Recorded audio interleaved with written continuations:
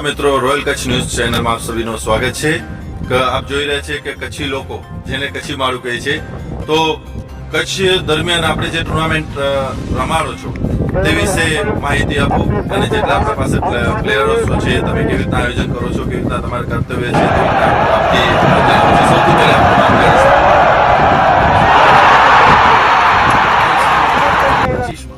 અમે લોકો મારા મમ્મી પપ્પાના યાદમાં સ્મૃતિકા પ્રમાણેલું હતું, જેમાં વિનર હતી ગાંધીધામ 11 અને ફાઇનલમાં ત્યારે પણ માંડવી 11 જ હતી અને આ વખતે પણ એમ જ થયું. સેમ આયોજન અમે કરેલું, સેમ જ મમ્મી પપ્પાના સ્મૃતિકાના હિસાબથી, અને હમણાં સેમ થયું. માંડવી ટીમ ફાઇનલ અને ગાંધીધામની ટીમ ફાઇનલમાંથી, જેમાં બીજી વખત ગાંધીધામની ટીમ વિજેતા થઈ.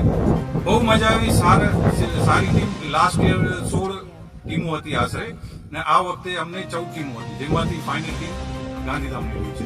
અચ્છા, તો એ જે ટીમો છે આપણી તે દરેક સમાજની છે કે તમારા હિસાબથી આ ટીમો અલગ અલગ સમાજથી આવે છે કે એક સમાજની ટીમ ઉપરથી આધારિત છે, કેવી રીતના છે?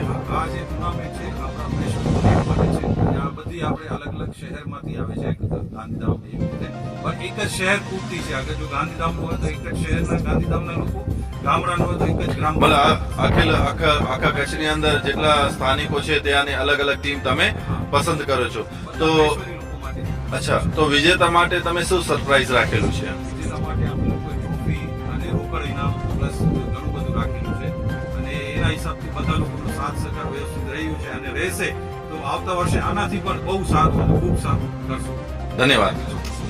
રોયલ કચ્છ ન્યૂઝ ચેનલમાં આપ સભીનું સ્વાગત છે. હું છું આપની સાથે વિશાલ મહેસરી. ધન્યવાદ.